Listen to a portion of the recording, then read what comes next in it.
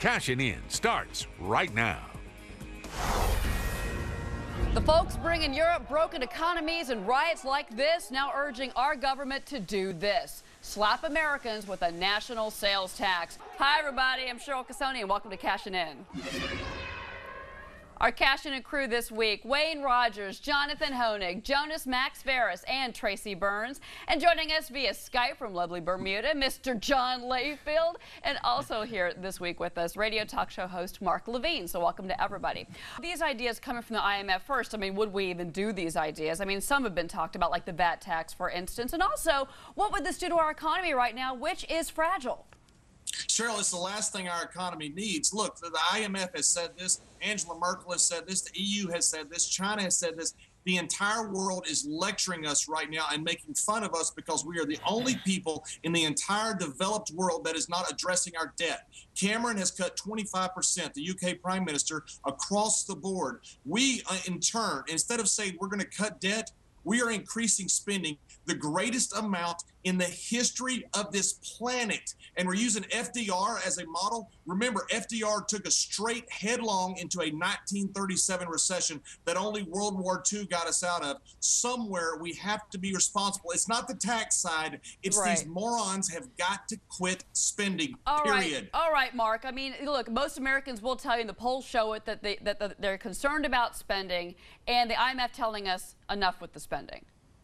John, how do you think we got out of the recession? It was World War II. You know what that was? It was a lot of spending. Any economist will tell you when you're in a recession, what is World War II? It is spending. It was high government spending. In fact, it even went above GDP in World War II. And the reason why government spending gets you out of recession is because you have a lot of unused resources in a recession. You spend money, and then comes the multiplier effect. People have more money in their pockets. They can go out and spend. We already have monetary policy at its hilt. We already have lending money at close to zero. We need a fiscal stimulus now to get deficits down in the future. Well, but hold on, guys. Hold on, but let me bring it. Hold on, let me bring it. This to me is boggles my mind. You go home, you have a credit card bill.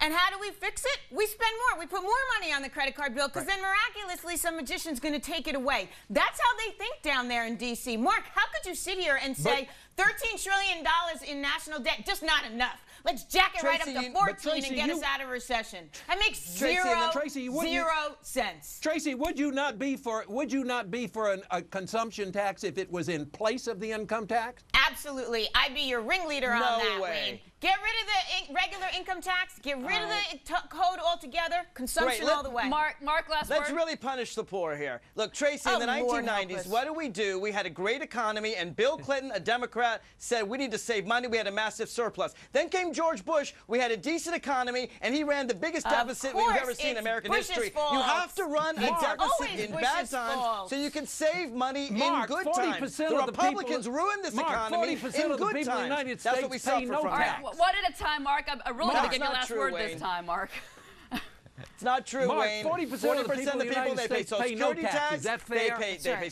That's not true. They don't pay income tax. They pay Social Security tax. They pay sales tax. They pay state taxes. They pay a lot of taxes. And the worst thing to do is a national sales tax. It's regressive. It will harm the economy because middle-class people are the engines of the economy. But not income. Wayne, last word, and I really mean it this time.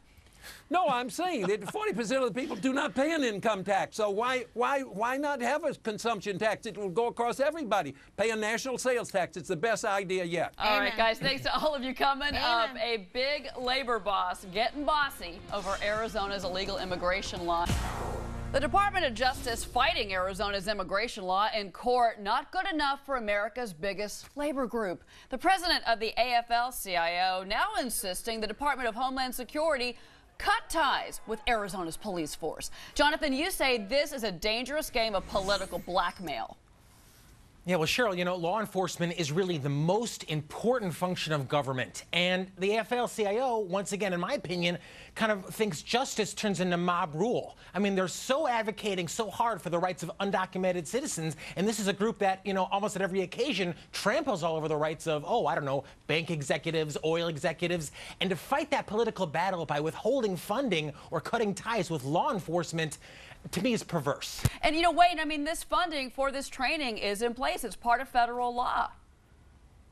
Yeah, but I'm all for it. You know why? Because the AFL-CIO, by pressing the government to do this, that's money the federal government will not spend. And that's terrific because Arizona's doing a better job. The government's not doing anything anyway. They're wasting the money. They can't seal the borders. They ought to go home on this. Let the states handle it. The states are better off doing it. Arizona is absolutely right in doing what they're doing. Mark, do you think that the union is overstepping their bounds here?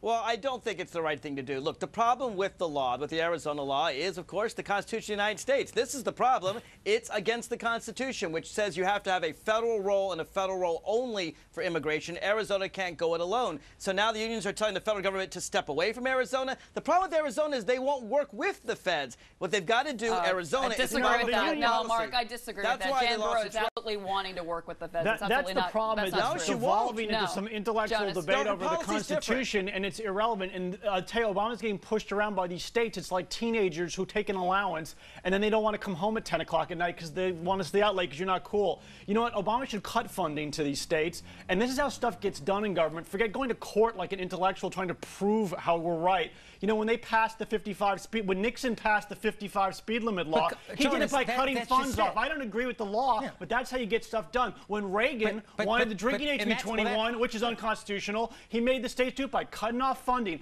And if Obama wants to push these states around, he should cut off their money because they're like kids taking money from the government. But it's doing to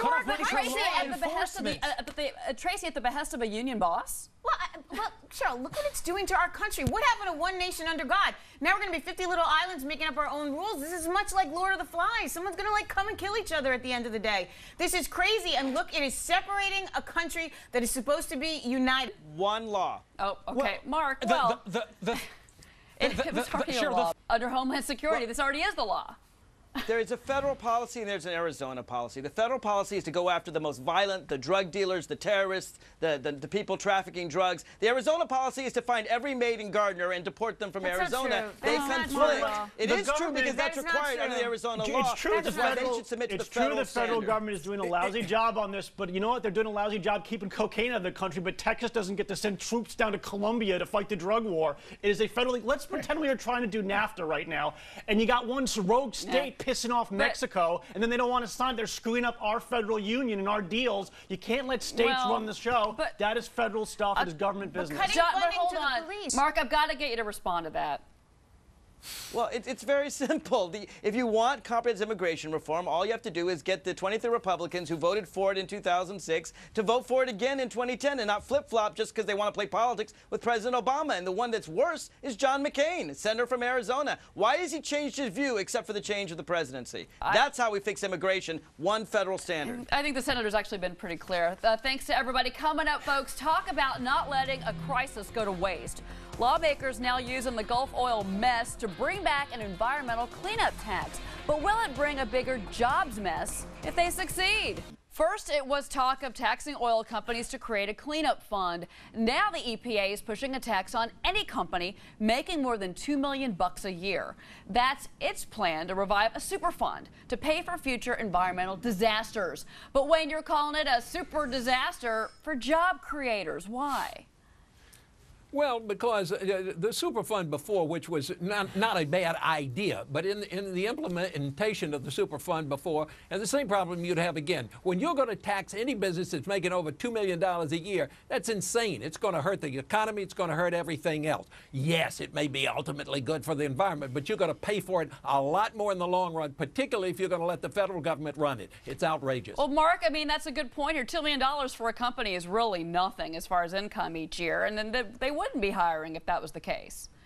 The question is not if it's going to be paid for, but who's going to pay for it. If someone dumps a whole bunch of sludge in my backyard, I want them to pay for it, not me. These taxes are focused primarily on oil and gas companies. No, that's not what this Look at Exxon, made $40 billion last year and paid zero in American taxes. It's any company. You go to the court system to solve that one, my friend.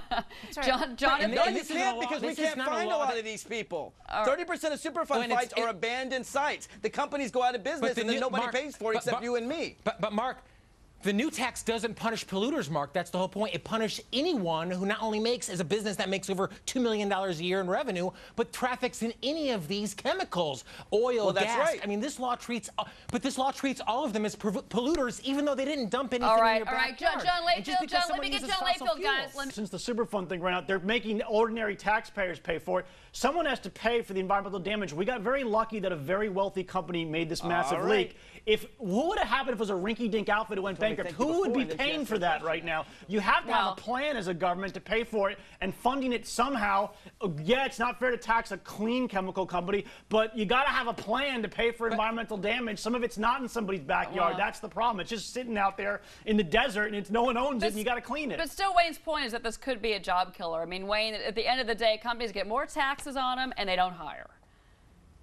Well, it's also true, and it's also not true that these abandoned, if you will, sites are not cleaned up. They are cleaned up. They're being cleaned up by states. They're being cleaned up by the federal government anyway right now without a Superfund. You don't need another tax on small business, and Tracy, you're right, on small business, because that's going to hurt jobs. That's going to hurt everything. And then back to your point, Mark, it's going to hurt the recovery. All right. Thanks, Wayne. Thanks to all of you.